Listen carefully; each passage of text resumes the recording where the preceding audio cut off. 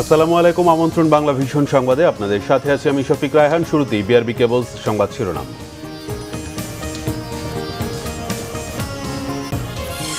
কেবল টিভির জটিলতা কালকের মধ্যে ফয়সালা চায় কোয়াব। সরকারের সাথে সমঝোতার পরামর্শ অ্যাডকোর।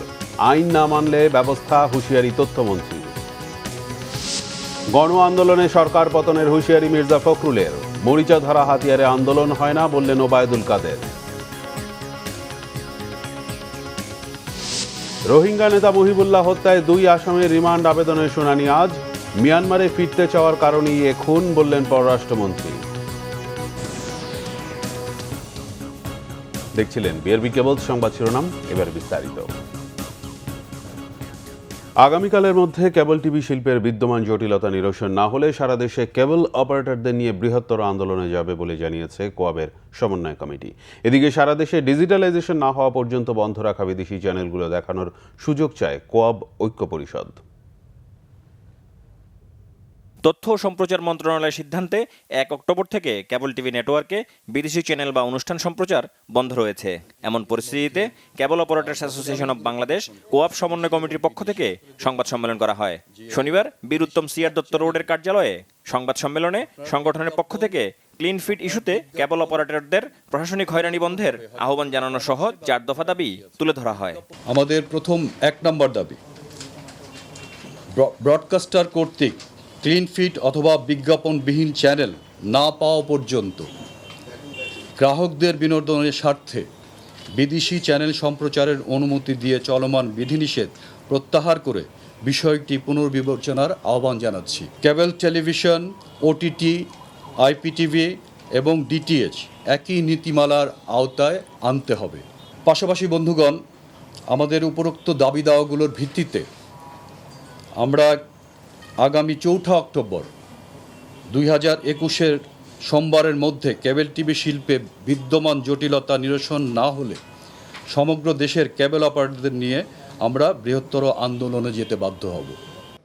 এদিকে বনানীতে সাংবাদিকদের সাথে মতবিনিময়ে কোয়াব ঐক্য পরিষদ জানিয়েছে, ফিট ক্লিন করার সুযোগ তাদের নেই। এটি করতে হবে ব্রডকাস্টার বা ডিস্ট্রিবিউটরদের। মাননীয় তথ্যমন্ত্রী মহোদয়ের কাছে সারা দেশের কেবল অপারেটরদের পক্ষ থেকে আমার রিকোয়েস্ট থাকবে যে আমাদের ডিজিটালাইজেশনটা কমপ্লিট না হওয়া পর্যন্ত অন্তত যে চ্যানেলগুলি বন্ধ আছে এই চ্যানেলগুলি যেন আমরা পুনরায় সচল করতে পারি, সেই বিষয়ে যেন একটা উদ্যোগ গ্রহণ করে এবং এই একটা সেক্টর, একটা ইন্ডাস্ট্রিকে যেন বাঁচিয়ে রাখে। আমাদের অভিভাবক হিসেবে অন্তত মন্ত্রী মহোদয় এইটুক অন্তত উপলব্ধি করুক যে এতগুলি মানে নেটওয়ার্ক, এতগুলি লোক এখানে কর্মসংস্থান করছে, এটাকে টিকিয়ে রাখার জন্য কি করা যায়। তবে উভয় সংগঠনই বিজ্ঞাপনবিহীন বিদেশি চ্যানেল চালানোর সরকারের সিদ্ধান্তকে সমর্থন জানিয়েছে। আহমেদ সরওয়ার, বাংলা ভিশন, ঢাকা। বিজ্ঞাপনবিহীনভাবে বিদেশি চ্যানেল চালানোর সরকারি সিদ্ধান্তকে স্বাগত জানিয়েছে association of television channel owners ATCO. শনিবার সন্ধ্যায় এক ভার্চুয়াল সংবাদ সম্মেলনে তথ্য জানান সংগঠনটির senior vice president Mozammel Haque Babu. তিনি বলেন, দেশের স্বার্থ রক্ষায় ক্লিন ফিডের কোনো বিকল্প নেই। আন্দোলন না করে সংকট সমাধানে সরকারের সাথে আলোচনায় বসতে কেবল অপারেটরদের প্রতি আহ্বানও জানান তিনি। আমাদের প্রায় 1200 কোটি টাকার বিজ্ঞাপন বিদেশি চ্যানেল, পত্রিকা এবং পোর্টালগুলি খোয়াচ্ছে। সরকার অন্তত 300 কোটি টাকার রাজস্ব হারাচ্ছে।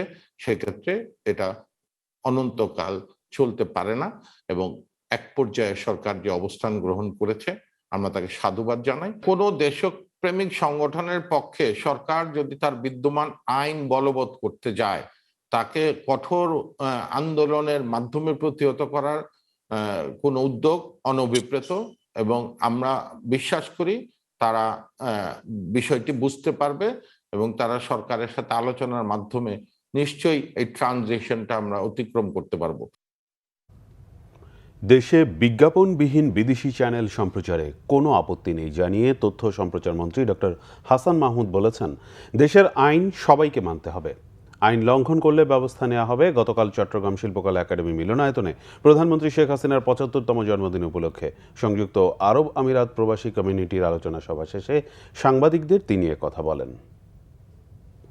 বাংলাদেশের আকাশ উন্মুক্ত, এখানে যে কোনো বিদেশি চ্যানেল সম্প্রচার করতে পারে, কিন্তু অবশ্যই সেটি বাংলাদেশের আইন মেনে করতে হবে।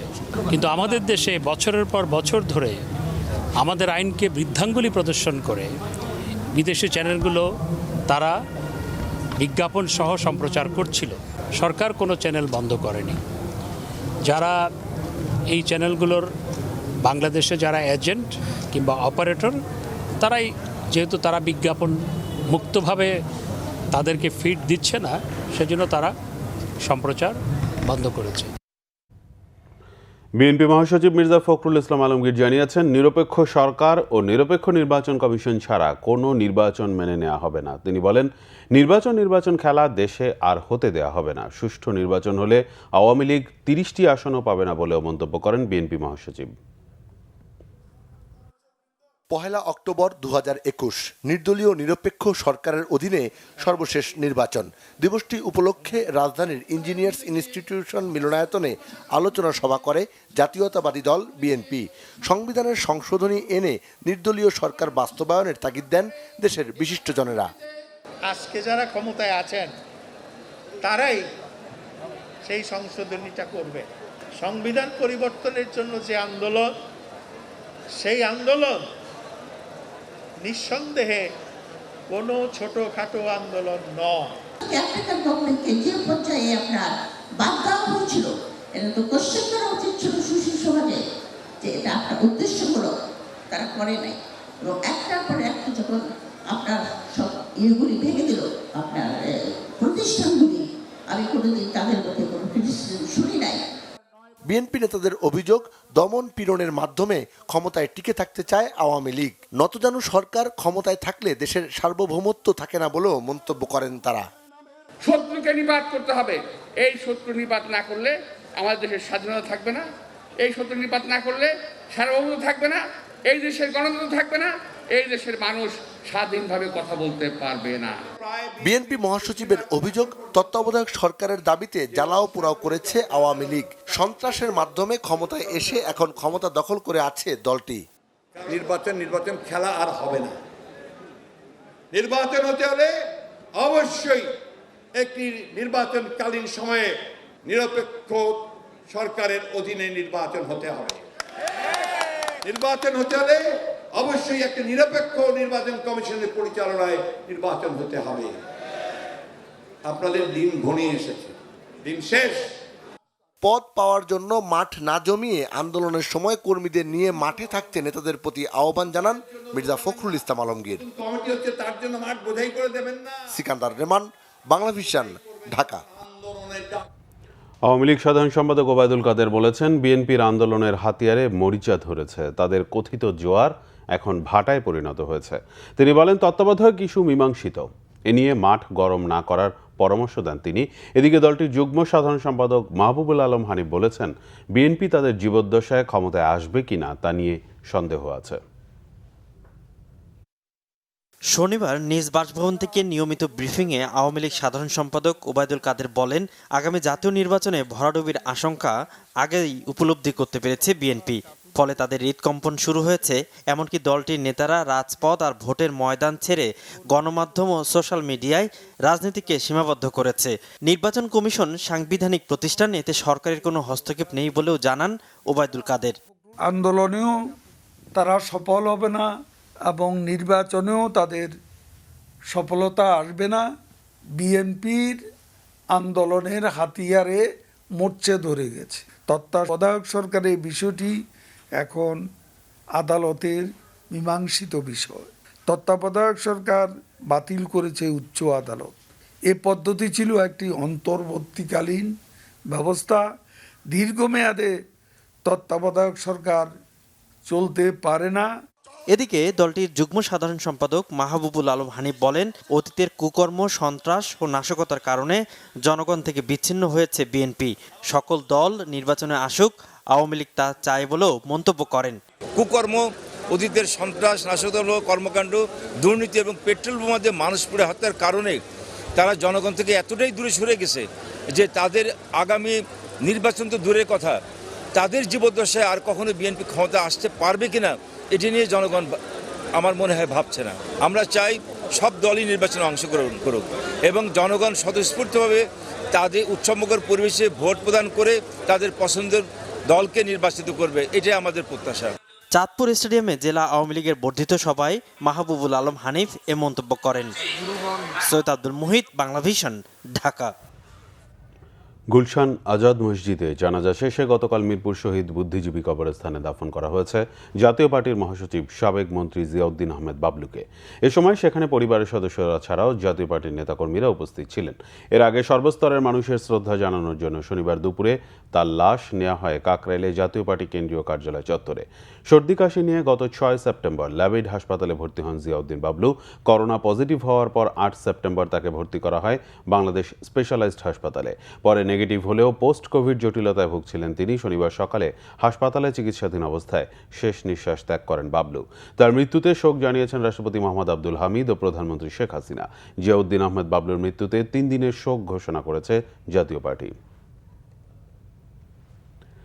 শনিবার করোনায় মৃত্যু ও সংক্রমণের হার ছিল গত 5 মাসের মধ্যে সর্বনিম্ন। গত 24 ঘন্টায় মৃত্যু হয়েছে 24 জনের।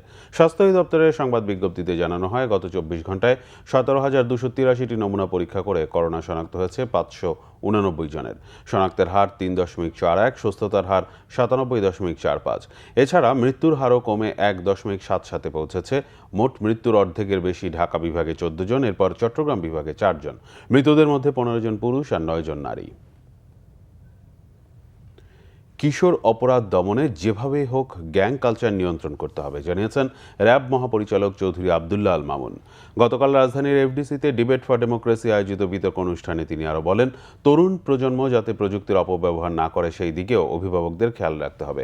অনুষ্ঠানে ডিবেট ফর ডেমোক্রেসির চেয়ারম্যান হাসান আহমেদ চৌধুরী কিরণও তরুণ প্রজন্মের সামাজিক যোগাযোগ মাধ্যমে আসক্তি বেড়ে যাওয়ায় উদ্বেগ প্রকাশ করেন। বিতর্ক প্রতিযোগিতায় সরকারি দল বীরশ্রেষ্ঠ নূর মোহাম্মদ পাবলিক কলেজ এবং বিরোধী দল Saint Joseph higher secondary school 2 দলকেই বিজয়ী ঘোষণা করা হয়।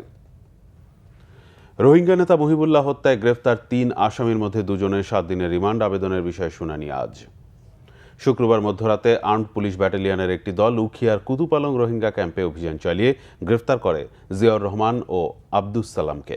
গ্রেফতারের পর রাতেই তাদের 2 জনকে পুলিশের কাছে হস্তান্তর করে এপিবিএন। শনিবার সকালে এ তথ্য নিশ্চিত করেন পুলিশ সুপার নাইমুল হক। এর আগে শুক্রবার সকালে কুতুপালংয়ের 6 নম্বর ক্যাম্প থেকে গ্রেফতার করা হয় সলিমুল্লাহ প্রকাশ ওরফে লম্বা সেলিমকে। বুধবার রাতে অজ্ঞাত বন্দুকধারীদের গুলিতে নিহত হন রোহিঙ্গা নেতা মহিবুল্লাহ। এদিকে রোহিঙ্গা নেতা মহিবুল্লাহ হত্যাকারীদের অবশ্যই বিচারের সম্মুখীন করা হবে বলে জানিয়েছেন পররাষ্ট্রমন্ত্রী ডক্টর এ কে আব্দুল মোমেন। মহিবুল্লাহ হত্যার ঘটনায় প্রতিক্রিয়া ব্যক্ত করে কথা বলেন পররাষ্ট্রমন্ত্রী। ডক্টর এ কে আব্দুল মোমেন বলেন, রোহিঙ্গা নেতা মহিবুল্লাহ নিজ দেশ মিয়ানমারে ফেরত যেতে চেয়েছিলেন, সে কারণে কিছু স্বার্থান্বেষী মহল তাকে হত্যা করেছে। এই হত্যাকাণ্ডে যে বা যারা জড়িত তাদের বিরুদ্ধে কঠোর ব্যবস্থা নেবে সরকার। এ ব্যাপারে কাউকেই ছাড় দেওয়া হবে না বলে হুঁশিয়ারি দেন পররাষ্ট্রমন্ত্রী। মহিবুল্লাহ হত্যাকাণ্ডের পর জাতিসংঘ, বিভিন্ন আন্তর্জাতিক সংস্থা এবং যুক্তরাষ্ট্র সহ বিভিন্ন দেশ প্রতিক্রিয়া জানিয়েছে। তারা এ হত্যাকাণ্ডের তীব্র নিন্দা জানায় এবং সুষ্ঠু তদন্ত ও বিচার দাবি করে।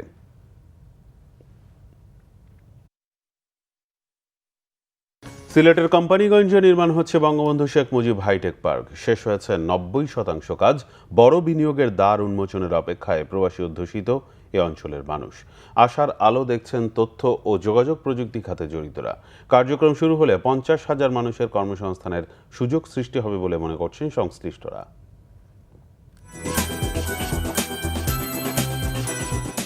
চলতি বছরের ডিসেম্বরের মধ্যে শেষ হচ্ছে বঙ্গবন্ধু হাইটেক পার্কের কাজ। পার্কটিতে বিনিয়োগ করতে জায়গা বরাদ্দ নিতে শুরু করেছে বিনিয়োগকারীরা। তথ্য ও প্রযুক্তি খাত বিকাশের মাধ্যমে প্রায় 50,000 মানুষের কর্মসংস্থানের আশা সংশ্লিষ্টদের। এতে নিয়োগ পাওয়ার ক্ষেত্রে অগ্রাধিকার চান স্থানীয়রা। আধুনিক একটা 5-স্টার রেস্টুরেন্ট হবে, সেটা আমাদের কোম্পানিগঞ্জের এক ভদ্রলোক এটা নিয়েছে। হাইটেক পার্কে অনেকেই বিনিয়োগ করতে আসলে ইচ্ছুক। আমাদের এখানকার তরুণ প্রজন্ম একসময় কিন্তু লেখাপড়া শেষ করে ইংল্যান্ড, আমেরিকায় পাড়ি জমাতেন বা অনেকেই পাথর কোয়ারিতে ব্যবসায় মনোযোগ দিতেন। কিন্তু এখন কিন্তু তাদের মধ্যে একটা আগ্রহ তৈরি হয়েছে যে পড়াশোনা শেষ করে এখানে হাইটেক পার্কে জব করা যাবে। হাইটেক পার্কে মানে আমাদের এলাকার উন্নতি হবে। কোম্পানিগঞ্জে 163 একর জায়গার ওপর চলছে এ কর্মযজ্ঞ। ইতোমধ্যে শেষ হয়েছে 90% কাজ। টোটাল প্যাকেজ হচ্ছে 336 কোটি টাকার। এর মধ্যে মোটামুটি 90% কাজ আমাদের শেষ হয়ে গেছে। আশা করতেছি বাকি কাজগুলো ডিসেম্বরের মধ্যে শেষ হয়ে যাবে। বিনিয়োগকারীদের সব ধরনের ইউটিলিটি সুবিধা নিশ্চিত করা হচ্ছে বঙ্গবন্ধু হাইটেক পার্কে। বিভিন্ন কোম্পানির চাহিদার ভিত্তিতে টোটাল 50,000 একর জমির আওতাধীন নেওয়ার একটা পরিকল্পনা চলতেছে। ইতিমধ্যে এই 163 একরের সাথে আরো 85 একর জায়গা প্রায় আমরা পেয়ে গেছি। পাথর উত্তোলন বন্ধের ফলে যারা কাজ হারাবেন তারা এই হাইটেক পার্কে কাজ করার সুযোগ পাবেন বলে জানিয়েছেন উপজেলা নির্বাহী কর্মকর্তা। এখানে অনেক দেশি এবং বিদেশি বিনিয়োগকারীরা এখানে বিনিয়োগ করছেন। বাংলাদেশে তার যে সম্ভাবনার একটা তাদের অর্থনৈতিকভাবে তার যে এগিয়ে যাওয়ার একটা সুযোগ এখানে সৃষ্টি হবে এবং এখানকার গণমানুষ যারা আছে তাদেরও যে ভাগ্যের একটা বিরাট পরিবর্তন আসবে এর মাধ্যমে। শুধু অগ্রাধিকার দেওয়াই নয়, এই হাইটেক পার্কে যাতে প্রকৃত প্রবাসীরা বিনিয়োগ করতে পারেন সেই পরিবেশ নিশ্চিতের দাবি স্থানীয়দের। Bangla vision news desk. দীর্ঘ 18 মাস পর আগামী 11 অক্টোবর থেকে খুলছে জাহাঙ্গীরনগর বিশ্ববিদ্যালয়। 21 অক্টোবর থেকে শুরু হবে ক্লাস। শনিবার রাতে জাহাঙ্গীরনগর বিশ্ববিদ্যালয়ের সিন্ডিকেট সভায় এ সিদ্ধান্ত হয়। বিশ্ববিদ্যালয়ের প্রো ভিসি অধ্যাপক নুরুল আলম জানান, করোনার প্রথম ডোজ টিকা নেওয়া শিক্ষার্থীরাই কেবল হলে ঢুকতে পারবে। মহামারী করোনায় গেল বছরের 17 মার্চ জাহাঙ্গীরনগর বিশ্ববিদ্যালয়ে ছুটি ঘোষণা করা হয়। দফায় দফায় বাড়তে থাকে এই ছুটি। সংবাদ শেষ করব বিআরবি কেবল শিরোনামগুলো আরেকবার জানিয়ে। কেবল টিভির জটিলতা কালকের মধ্যে ফয়সালা চায় কোয়াব। সরকারের সাথে সমঝোতার পরামর্শ আটকর। আইন না মানলে ব্যবস্থা, হুঁশিয়ারি তথ্যমন্ত্রীর। গণ আন্দোলনে সরকার পতনের হুঁশিয়ারি মির্জা ফখরুলের। মরিচা ধরা হাতিয়ারে আন্দোলন হয় না বললেন ওবায়দুল কাদের। রোহিঙ্গা নেতা মহিবুল্লাহ হত্যায় 2 আসামির রিমান্ড আবেদনের শুনানি আজ। মিয়ানমারে ফিরতে চাওয়ার কারণেই এ খুন বললেন পররাষ্ট্রমন্ত্রী। এই ছিল এখনকার মতো। পরের সংবাদ সকাল 10টায়, এর আগে 9টায় রয়েছে নিউজ টপ 10 দেখার আমন্ত্রণ রইল। এছাড়া বাংলাভিশন সংবাদ ও সংবাদ সংশ্লিষ্ট অনুষ্ঠান দেখতে ভিজিট করুন www.bvnews24.com ও facebook.com/banglavishnnews এবং সাবস্ক্রাইব করুন youtube.com/banglavishnnews। এতক্ষণ সাথে থাকায় ধন্যবাদ।